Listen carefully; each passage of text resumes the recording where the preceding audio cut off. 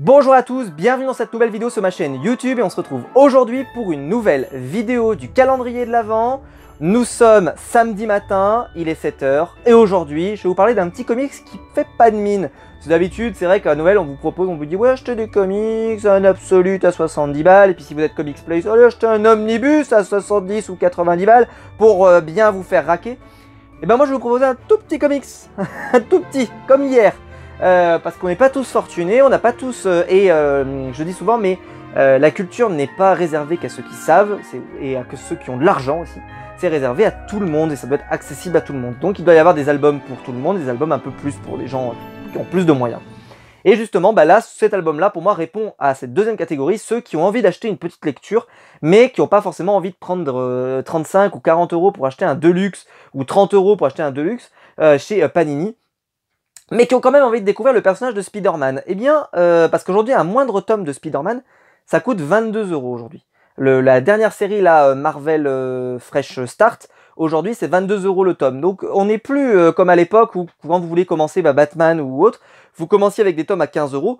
Aujourd'hui, des tomes à 15 euros, ça se fait de plus en plus rare, en tout cas chez Panini.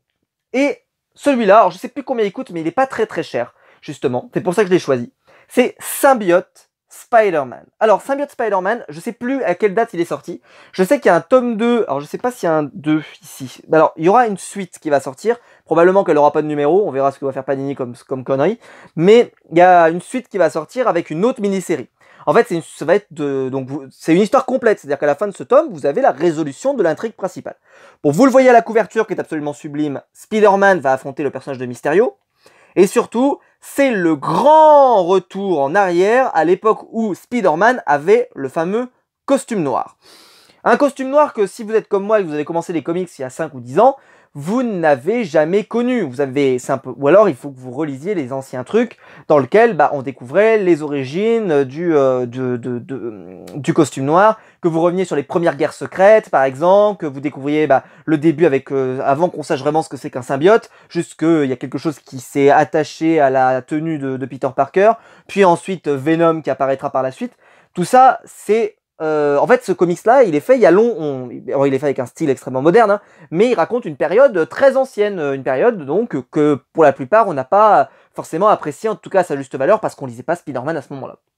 Et justement, là où c'est absolument génial, c'est que Greg Land, ici au dessin, fait un boulot extraordinaire. Donc c'est Peter David, qui a été très connu pour avoir beaucoup travaillé sur Hulk ces derniers temps, et donc Greg Land. Alors Greg Land, c'est un dessinateur, je vais pas vous mentir, que je connais pas du tout. Je sais qu'il a travaillé un petit peu sur les X-Men, et je trouve qu'il a un style, c'est pas vous savez, c'est pas un artiste où vous avez l'effet waouh quoi. Par contre, c'est hyper propre. C'est-à-dire que si jamais je suis un jeune lecteur par exemple, j'ai jamais lu de comics, et moi j'aimerais bien avoir un comics comme ça, parce que c'est hyper bien dessiné, mais avec un style, on va dire très comics, c'est-à-dire que c'est pas arty. Même si tout est de l'art, hein, mais c'est très fluide, très simple. C'est un style qui, normalement, ne rebute personne, normalement. Parce que tout est bien dessiné. On reconnaît bien les personnages. Si vous connaissez l'univers de Spider-Man, vous allez les reconnaître facilement. Et puis, le personnage de Mysterio, il est top dans celui-là. Et Peter Parker, dans celui-là, il est vraiment super parce qu'il y a tout dans cette histoire. Il y a un peu d'histoire d'amour, il y a un peu de... par exemple, moi j'adore Mysterio, vous le savez. Enfin, si vous le savez pas, allez voir ma critique que j'avais fait sur Far From Home. Non, pas Far From Home, comment il s'appelait Si, Far From Home, pardon. Où que j'ai beaucoup aimé. Et je trouve qu'en plus, là, le Mysterio est particulièrement badass. Et que ce Spider-Man-là, avec le costume noir, ça lui donne un bon cachet. Et surtout, les dialogues sont hyper bien. Là, on reconnaît bien hein, le costume noir. Et surtout, alors là, vous allez vous régaler parce qu'il y a un personnage que moi j'adore et que j'adore depuis toujours, qui est apparu dans la série, que moi j'ai découvert dans la série animée de Stan Lee à l'époque, de Spider-Man, qui est absolument extraordinaire, sur TF1, que moi j'adorais. Black Cat. Et juste, alors en plus je suis tombé sur la bonne planche là. Cette double planche là, qu'elle est belle. Ah là elle est belle. Tout va bien. La couleur est magnifique. Regardez, la couleur est magnifique. L'effet de nuage autour de Mysterio est magnifique. Le Black Cat, elle est absolument magnifique. Donc on l'appelle la chatte noire en VF. Black Cat, peu importe. Elle est magnifique. Vous avez... attendez, je vais pas vous montrer cette planche-là. Voilà, il y a un vrai combat et l'histoire, elle est hyper bien. Vous avez besoin de rien savoir. Ça, vous devez savoir que Spider-Man, il a le costume noir et que donc il y a un truc bizarre avec ce costume noir. Mais si vous avez vu le Spider-Man 3 de Sam Raimi, qui est un peu différent de ce qui se passe dans les comics, mais tout de même, ça va vous aider, ça va vous aider. Donc honnêtement, ça, comme premier comics pour quelqu'un, en plus, alors je pourrais vérifier parce que je l'ai lu en début d'année, mais de mémoire, c'est un comics voilà, qui n'est pas violent. Ce qui veut donc dire que je pense qu'on peut le mettre. Est-ce qu'il précise quelque part l'âge? Non, je pense pas.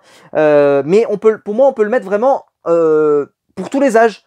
Vous savez, là, il y a eu récemment, les éditeurs ont commencé un peu à chercher à créer des collections un peu young adultes, jeunes, machin.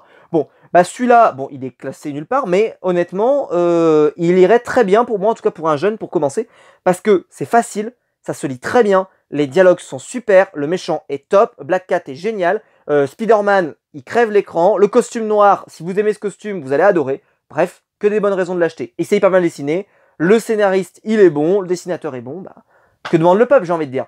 Donc vraiment, celui-là, c'est une petite pépite pour moi de l'année 2020, et j'ai hâte de me procurer le tome 2, parce que dans le tome 2, il y a le bouffon vert comme méchant. Donc je pense qu'il va vraiment, on va avoir dans cette collection, en gros, les gros méchants de l'univers de Spider-Man. Donc peut-être qu'on aura le bouffon vert, et après dans une troisième mini-série, on aura Octopus par exemple. Voilà, des gros méchants comme ça. Et imaginez en tout cas s'éclater avec ce costume noir et revenir sur cette époque-là. Je trouve que c'est une excellente idée et j'ai hâte de le lire. Mais je sais plus quand est-ce qu'il sort, mais je crois qu'il sortira après Noël. Donc vous pouvez déjà acheter le tome 1 et puis le tome 2. Si le tome 1 vous a plu, bah, vous pourrez prendre la suite. Qui n'est pas vraiment une suite, parce que comme je vous l'ai dit, c'est une suite. Mais là, cette histoire, elle est complète. À la fin, voilà, l'histoire est résolue. Mais j'ai hâte, moi, en tout cas, de lire les autres mini-séries sur ce principe-là, parce que je pense qu'elles vont être vraiment cool. Voilà, si la vidéo vous a plu, vous pouvez la liker, vous pouvez vous abonner, vous pouvez la partager. Vous pouvez appuyer sur le bouton rejoindre. Et puis dites-moi dans les commentaires si vous l'avez lu. Je pense qu'il est un peu passé sous le radar. Je vais pas vous mentir parce que j'ai l'impression que personne n'en a parlé de ce truc. Donc c'est pour ça, moi j'en parle. Moi j'en parle parce que je trouve que c'est un bon comics et que en plus je me demande s'il est pas sorti. Non, il est pas sorti vers le confinement parce que je l'ai lu en tout début d'année. Bon, peu importe. En tout cas, j'ai l'impression que voilà, il est sorti un peu discrètement. Et donc il est jamais trop tard pour l'acheter. Il est toujours disponible. Donc foncez si vous voulez faire un petit idée cadeau un peu sympa, un petit album comme ça, pas trop cher. Je pense que ça peut être une excellente suggestion pour un fan du tisseur. Voilà, j'espère que ça vous a plu. On se retrouve de toute façon, nous, cet après-midi pour la review de District Z. Ou alors demain matin à 7 h, comme d'habitude, j'ai envie de dire, pour le calendrier de l'Avent. Et on se retrouve avec un nouveau comics. Allez, ciao!